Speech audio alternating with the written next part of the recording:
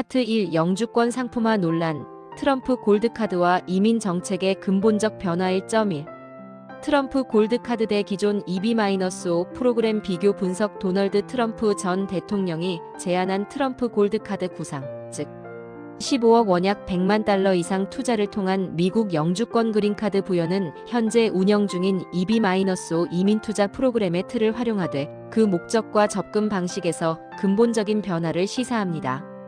구분 트럼프 골드카드 예상 기존 EB-5 프로그램 현재 핵심 차별성 투자 금액 달러 100달러만 달러 이상 약 달러 15달러억 원 목표. 고용 지역 TEA 달러 80만 달러, 일반 지역 달러 105만 달러 투자 유치 목적 강조. 상대적으로 높은 금액 제시로 선별적 부자 이민 강조 고용 창출. 조건 미정 투자 대상에 따라 유연화 가능성 미국인 정규직 10명 이상 창출. 의무 조건 완화 예상 고용 창출보다 굳고 유입 및 유동성 확보에 초점 투자 대상 미정. 국채 또는 특정 인프라 펀드 예상 지역 센터를 통한 상업 기업 직접적인 국고, 기여, 미국 부채 감축 목표와 연계될 가능성 프로그램 목표 분석. 트럼프 진영의 논리는 이 프로그램이 단순히 경제 활성화를 넘어 부유하고 능력 있는 이민자만을 선별하여 미국으로 유치하겠다는 이민 정책의 근본적 변화를 꾀하고 있다는 점에 있습니다. 이는 미국 부채 감축이라는 직접적인 재정 목표와 부자 이민자 선별이라는 선별적 이민 정책 목표를 동시에 충족시키려는 거래적 이민 TRANSACTIONAL 이머그레이션의 성격을 강하게 띠고 있습니다. 1.2 영주권의 상품화 경제 효과와 윤리적 딜레마 잠재적 경제 효과. 이 구상이 현실화되어 연간 수천 건의 골드카드가 발급될 경우 수십억 달러의 외국 자본 유치가 가능합니다. 만약 이 자금이 국채 매입 형태로 국고에 유입된다면 미국 재정 적자 해소에 직접적인 도움을 줄 수 있으며 금융시장의 유동성을 공급하는 효과를 낳을 수 있습니다. 부자 이민 논란 및 여론 양극화. 영주권을 돈으로 구매하는 행위는 미국 사회에서 심각한 윤리적 논란을 야기합니다. 비판론 자유와 기회라는 미국의 근본 가치를 훼손하고 부의 불평등을 이민 정책에까지 확대하며 궁극적으로 돈으로 국적을 산다는 비난에 직면합니다.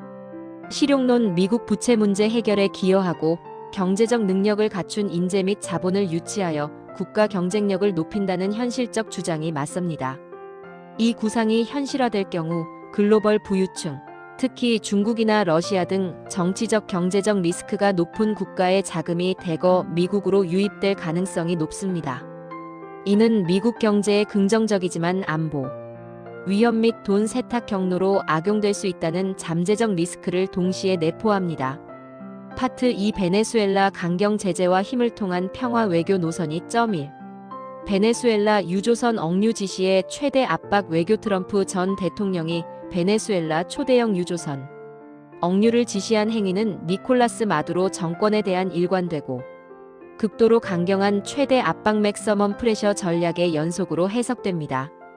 억류의 목적 분석. 이 조치는 단순히 베네수엘라산 원유 거래를 봉쇄하여 마두로 정권의 자금줄을 끊는 경제 제재를 넘어 정권의 취약성을 노출시켜 베네수엘라 내부의 정치적 불안정성을 극대화하고 궁극적으로 정권 전복을 유도하려는 강력한 외교적 메시지입니다. 글로벌 에너지 시장 영향. 베네수엘라는 OPEC 회원국으로 공급 차질은 국제 원유 가격 WTI, 브렌트의 단기적 불안정성을 키울 수 있습니다.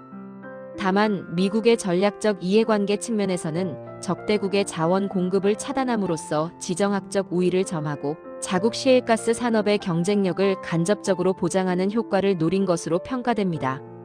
러시아 중국과의 역학관계. 베네수엘라를 전략적 동반자로 여기는 러시아와 중국은 미국의 이러한 강경 조치에 대해 강하게 반발하며 제재를 우회하는 대안적 무역 경로의 그림자 선단을 통해 베네수엘라를 지원할 가능성이 높습니다. 이는 카리브해 및 중남미 지역에서 미국, 러시아, 중국 간의 지정학적 긴장을 더욱 고조시키는 요인이 될 것입니다. 2.2 트럼프 2기 외교 노선의 3대 특징. 베네수엘라 유조선 억류 사례에서 드러난 트럼프의 외교 노선은 미국 우선주의 어메리커 퍼스트와 힘을 통한 평화 피스 스루 스트렝크스라는 기조 아래 전통적인 공화당 외교 정책과는 차별화되는 세 가지 특징을 가집니다. 쌍방주의 호혜주의 강화 퀴드 프로퀄.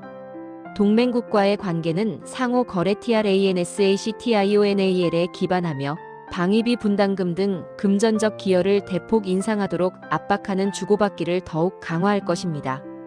전통적 공화당의 자유주의적 국제주의와 대비됩니다. 일방주의 및 국제기구 탈퇴 국제기구 UN, WTO나 다자간 협정 파리 협정의 구속력을 무시하고 미국의 국익에 따라 일방적으로 탈퇴하거나 개입을 최소화할 가능성이 높습니다. 적대국에 대한 최대 압박 제재 강화 이란, 북한, 베네수엘라 등 적대국에 대해서는 경제 제재의 수위를 한층 더 높여 내부 붕괴를 유도하는 방식의 강력한 압박 외교를 선호할 것입니다. 파트 3 다카이치 트럼프 회동 요청과 동북아시아 외교 지형 변화 3.1 다카이치 일본 총리의 선제적 리스크 관리 외교. 다카이치 사나의 일본 총리가 트럼프 전 대통령과의 선제적 회동을 희망하는 것은 미일 안보 동맹의 불안정성에 대비하려는 선제적 리스크 관리 외교의 명확한 신호입니다. 일본의 안보 불안감. 트럼프가 당선될 경우 미일 안보 조약 이행 약속이 약화되거나 과도한 방위비 분담금 인상을 요구받을 가능성이 일본의 가장 큰 안보 불안 요소입니다. 다카이치 총리는 회동을 통해 대중국 견제에 대한 미국의 변함없는 의지를 사전에 확인받고 싶어 합니다.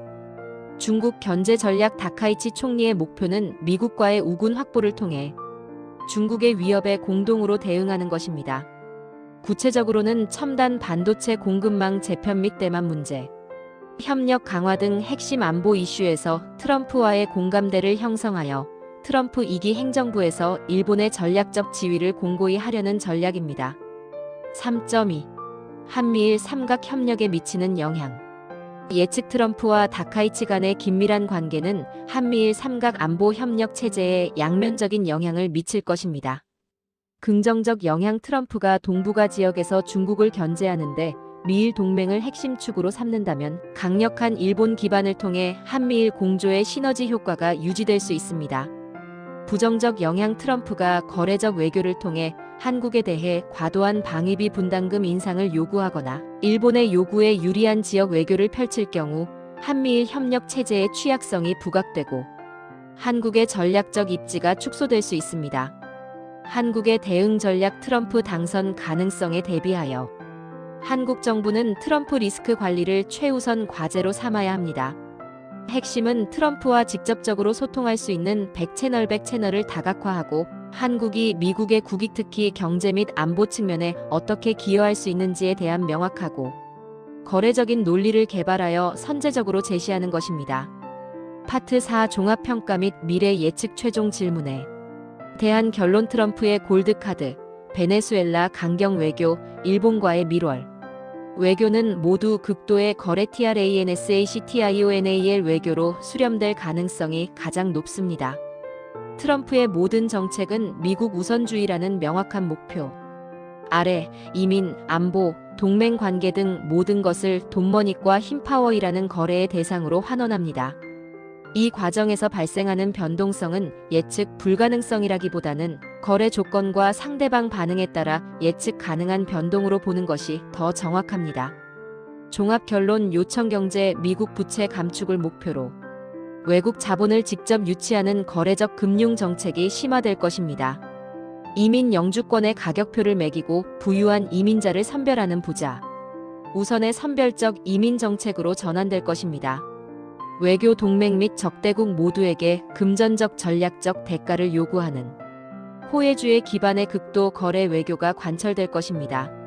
전 세계가 이 변화에 대비해야 하는 가장 중요한 이유는 미국의 모든 정책 결정이 전통적 가치나 자유주의적 국제 질서가 아닌 단기적, 금전적 이익과 국내 정치적 득실에 따라 비즈니스처럼 결정될 수 있다는 점을 명확히 인지하고 각국의 생존 전략을 재편해야 하기 때문입니다.